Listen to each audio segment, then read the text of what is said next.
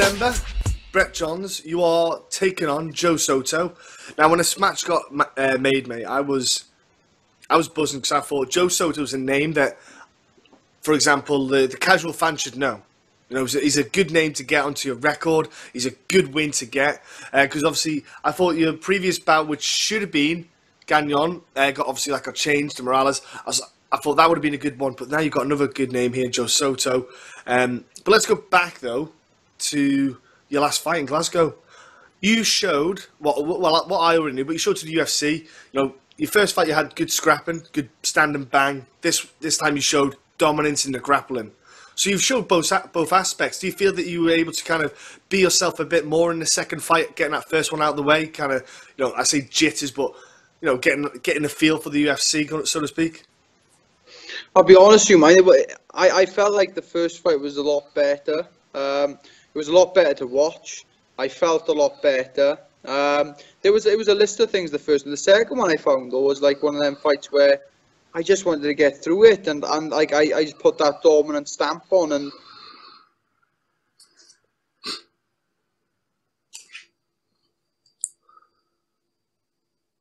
are you telling me after 20 minutes that's now decided to stop playing? Is Skype having a laugh? Is someone pulling my leg? You there, Brett?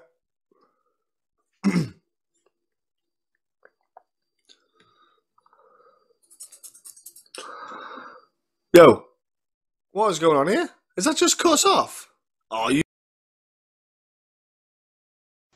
so yeah, so the first fight was one of them fights where I went in there and it was the pre-UFC jitters. It was scary. It was nervous, and I don't know why. I just think the stars aligned that night, and it was one of them fights where I enjoyed being in there, and I threw a lot of like different things which I've never done before.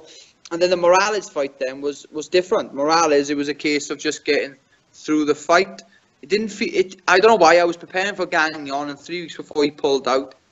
And it was just a case of just getting through the fight. There was a lot of head work, mental battles in that camp, and I just wanted to get through it. So I wasn't particularly too. I wasn't impressed with both fights, but I enjoyed the Quack one. But then again, Morales was one of them fights I just wanted to get through, and he was tough in that. So you know, like you said, I showed one side of my game, and then next fight I showed another, and hopefully Friday I'll show another side. Well, I was going to say one thing. Morales, he's a great guy, such a nice guy. Like in person, such a top bloke. Oh, he was great. He was. You know, after the fight, then we were talking in the green room, just to thank him, because like, at the end of the day, there's not many people that would take a fight on 2 weeks' notice like that. You know, and he hasn't only done it once; he's done it twice, and it's one of them things. Like, you know, I was gutted the Gagnon pulled out, but then again, Morales was a fight that I looked on paper and I thought, wow, this is going to be a bit of a scrap. This one is. And that's what I wanted. It was still good. It wasn't a case of me just taking him straight down. I was showing a bit of stand up. I was happy with that. Happy with improvements in the stand up area. And then like just going into the fight and trying to break him down. And like I said, you know, Friday we got a chance to kind of right that wrong. Then, as you say. Well, I think that you showed that you can dominate on the ground, so to speak. You can have top control and keep the guys there because people have that kind of mindset that British fighters, grappling ain't number one, it's more striking, then grappling's quite low down. But you showed that from a perspective for British fighters, we can hold our own with the grappling against the people across the pond. Joe Soto is a dude that he's good. He's similar to you in a way that they have the good boxing. He's got a good submission game. This fight, I think, very much bases on if it stays standing, the pair of you can stand and bang all day, and that's going to be good entertainment for the fans. If it goes to the ground, the person who gets on top is really going to dictate the fight because the pair of you grappling, you're both strong on top, if that makes sense. You know, I'm not saying that you're both bad on top, but your strengths both lie with that dominance and the grappling on top. Yeah, definitely. You know, and this is a lot of things I've heard in like interviews and stuff as well. Like, and a lot of people are kind of favouring his ground game. Like, you know, yes, he competes a lot in grappling and he competes in very high level competitions. But I'm trying to explain to people, like, what, do you think I'm just sitting around doing nothing while he's doing them in grappling? So I've been grappling all my life, you know what I mean? And just because I haven't put my name forward for or been accepted for EPI or Polaris or something like that, that I'm not a good grappler. It's a case of I quietly work. And like I said, yes, he is a good grappler, and yes, he can catch me, but I can also catch him. You know, it's one of them fights where I do agree with you there, John. I do think that you could potentially, it could be one of them fights. You know, could be. Yeah, I like the idea of the grappling exchanges because I love grappling and that kind of. I love the wrestling. That's just something I really dig. But with the stand up, you know, you really showed in the quack fight with the kind of variation you got in your strikes. You know, you really showed good boxing, crisp boxing, mixing it all up. Are you looking to maybe showcase that a little bit more with this fight, with the opportunity? Is that something you enjoyed doing in that fight? Because you like say you kind of let go a little bit. Did you feel like that's something you're going to show in this fight? Potentially, it could be one of them. It could be that. You know, it totally depends on when you walk in there, when you hear the crowd, how your mindset is before the fight. Like, I'll be honest with you, Morales, I was not there. I just wasn't there, you know what I mean? Like, in the third round, I threw like a nice, I threw like a left high kick, landed, and threw a right high kick straight after it. But I just weren't there mentally, you know what I mean? I still managed to get through a fight with like a bit of a mental, it wasn't a mental break, it was more of a mental block, you know what I mean? I was thinking about other things in the fight that I shouldn't have, and that was to do with like, you know, back home and stuff, and but then I come out here. I've had no distractions. You know, I've been with my brother for the first couple of days. Then I met up with my pad man. Then I met up with my training partner Ashley Williams, who's also an EBI veteran. And then I met up with my head coach Chris. So like, you know, I've been out here for 2 weeks. Yes, I miss my family and friends. Of course I do. I miss my girlfriend a hell of a lot. You know, but it's one of the things I have to do. And I got to make sure that I go into this fight with the most focused mindset I've ever had. You know what I mean? And I do see it happening. I do see me pulling this win off, and this is what I want. I want to be near the top 15 in the world, and I got to be sort to do it. You know? Yeah, absolutely, Joe. So it was a great one to get on there, and I'm with you with the mental aspect. I was the same when I was in Glasgow. I had my mind back home. I thought, did I put the milk in the bin, or is it going to be? You know, is it gone out of date? Is it going to stink? Yeah. You know, those things. I'm very similar. I was the same. I was like, have I left the landing light on in the house? I might have to go back and switch it off. I'm not sure. It's a dilemma, and it does get you. I'm with you on that, bro. Yeah. So you said there you've been there a little while in Vegas. This is something that I think's good advantage, and I want to talk about it because you've got experience already fighting in the States. I feel like you've already got an advantage over a lot of the British-based fighters or even European-based, because a lot of the guys, you know, when they sign up to the UFC, they've only fought in mainland Europe, and they've not had that experience of going across the pond, dealing with the weight cut, including the travelling. You've done this already with Titan FC. Do you feel like you, coming into this fight, have got that advantage where you don't feel like this travel is going to affect you because you've done it all before and you're kind of already ahead of the game, if that makes sense? Yeah, no, it at first though, it did, when I first got here, yeah, it did affect me, you know, the travelling, but being out there, I think we were out there the Friday, not last Friday, but the Friday before. We were out there that long, then I had the first 3 or 4 days to recover from that. You imagine getting here today, then going through that, that's going to be bad, you know. So I'm glad I came out 2 weeks earlier. My brother actually took time off work and he did the same.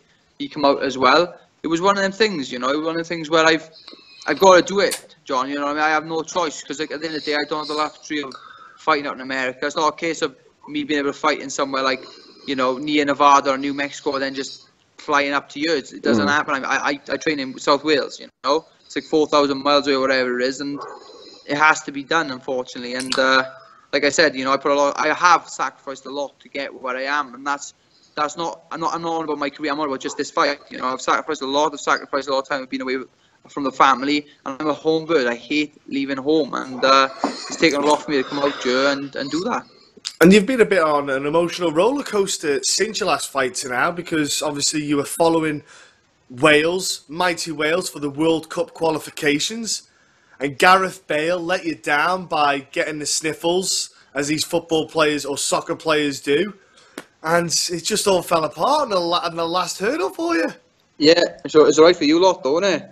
What do you mean? I'm from the Isle of Man, mate. I'm Manx. We don't even have a team. We have a team, but we don't even get into World Cup qualifications. We are that bad. Oh no, I was absolutely devastated that night in Cardiff. You know, I was there, and it was one of the things. For the football, I like the football because it takes my mind off it. I get to be a naughty boy for a few days, drink a few beers, eat a few hot dogs, and I'm left alone. You know, I'm happy with that. But yeah, no, Cardiff was all. And what was worse was I had a tweet from Neil Seary with a lot of middle fingers with crying faces next to them. So I didn't appreciate that, but it's all right. It was all good. That, you know, unfortunately, they didn't qualify, but I'm not bitter about it. I was hoping they did go through, but there we are. It is what it is. And on to the next one. We haven't qualified for a World Cup since 1958, so we're getting closer though. You're getting closer, yeah. Oh, don't worry. It's kind of like when Ryan Giggs used to play.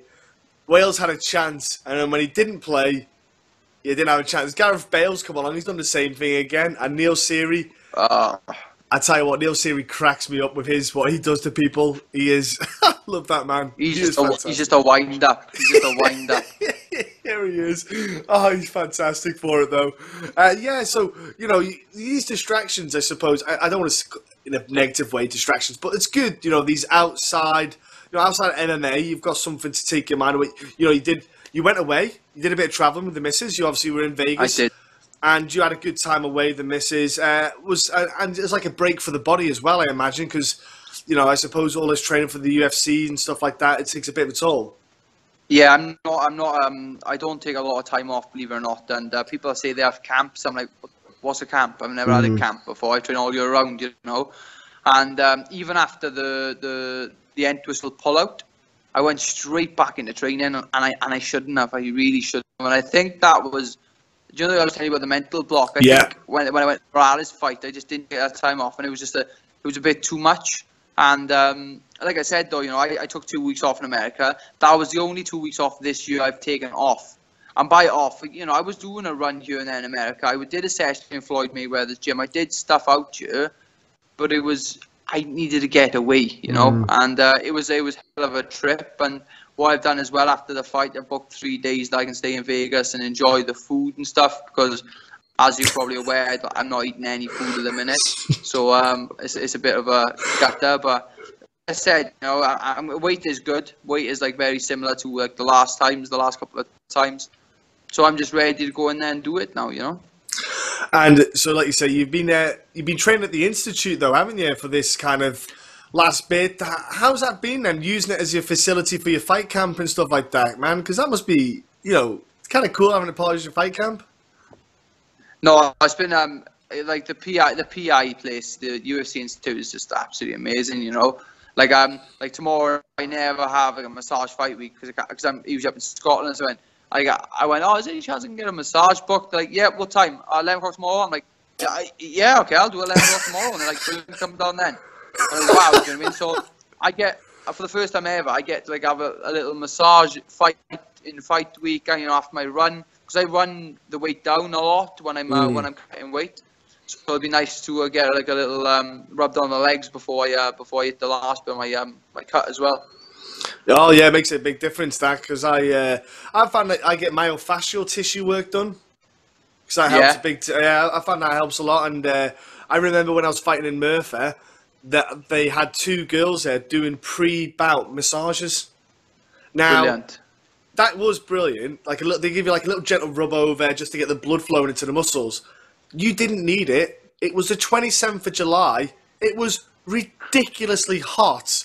I was putting on my wraps. I was starting to put the wrapping on. And I'm just sitting there dripping with sweat. Sweated. And they were like, do you want to have a warm-up, John? I went, no, not really, mate. I'm all right. I'm good. No, I'm good. I'm warmed up. Yeah, exactly. I said, I'm saving every bit of energy I've got for getting in there because I'm going to be wrecked. And my opponent, I can hear him smashing the pads next door. I went, he's going to be gone in about 2 minutes. No joke. 3 minutes into the fight. Yeah, fair enough. I took him down a few times. You know, he was gassing from it. But 3 minutes, he was gone. Gassed. He was wrecked. Yeah. Had enough left in him. I was like, yeah, smart me. Yeah, so, bloody hell, they didn't need them. But yeah, it was a nice little thing, like stuff like that. And like you say, this institute, they've got all this kind of technology and knowledge and accessibility for you guys. You know, you must, going into the fight, feel a little bit more, you know, a little bit of a stride, you know, a bit of confidence there, going, nice, I've got all this meat, I've got all this time at my feet, whereas I didn't have it before. Do you feel like a little bit more relaxed going in there mentally and physically now? I do a little bit, yeah. Like, for example, as well, like, I've come, it was mad, because when I first got out here, I was like, because every time I go away somewhere to fight, I don't eat carbs. So when I first got out here, I was like, I'm not supposed to be eating carbs, am I? And I'm like, no, like, you're meant to. You're 2 weeks out, like, you know what I mean? I'm being in the institute, like, I have not the luxury of having my food made, but you can have your food made there, the free of charge, you take whatever you want, you go and do whatever you want, and nothing costs, like, you know? And that's a big thing. Although, realistically, I was going around the corner to Green and Proteins, like the place that McGregor was using before his fight. I was having food there. It was a lovely place, and I was going back to training in the night. You know, I have trained very hard for this fight, as always. You know, people say, "Oh, you know, have you trained hard at this fight?" I train as hard as I can every fight. You know, and I can honestly say, no matter what the result is on Friday, I'm gonna look back and go, well, there was nothing else I can do, because there wasn't a stone unturned. I was in every session I could possibly be in, and it was tough. It was really, this camp has been tough, but you know, hopefully I'm going to reap the rewards after it. You know. Well, I was going to say, because you've got Ashley there, you know, you train with him. I think that I think people who don't understand the kind of quality you have around you, so like, say people talk about Joe Soto's submission game, like, people, do you know who Ashley is? That dude is a gangster. Yeah. That dude that dude gets his hands on you. He gets his hands on your neck, your leg, your arm. You're not going to take that home with you, all right? He is a beast. Oh no! Like I've watched him. Like, the dude's legit. And I get the luxury of training with him every single day, you know. And, luxury, torture. Yeah, you can say that. Yeah, you know. And he's an exceptional good grappler, as his twin brother is. You know, he's a good grappler as well. And you know, they've been a massive help with the footlock game this camp. Definitely, you know, we kind of already did it with the Entwistle fight, but kind of brushed up onto this camp. But I feel like, because we brushed up onto this camp, my knowledge for them is a lot better. You know? Yes, because it's not fresh information. It's okay. I know ABC. What's that bit? What's that other little bit? Yeah, let's just up it a little bit more. Muscle memory, you know. So it's been good though. It's been a tough one, but I'm ready for the challenge, John. I really am, like, you know. Yeah, and I can't wait to watch it, bro. It's going to be an absolute cracking bout. I'll be staying up, tuning in. You know, usually I'm there watching. This time I have to actually stay up till stupid o'clock in the morning to watch it. But I'll do it. I'll do it. It's worth it. And I feel weird that it won't be the first. It'll be the first UFC fight I won't be watching you do, man. I'm like physically there. Yeah. I was like, I know, it is a bit weird, that is. Yeah. I don't like it.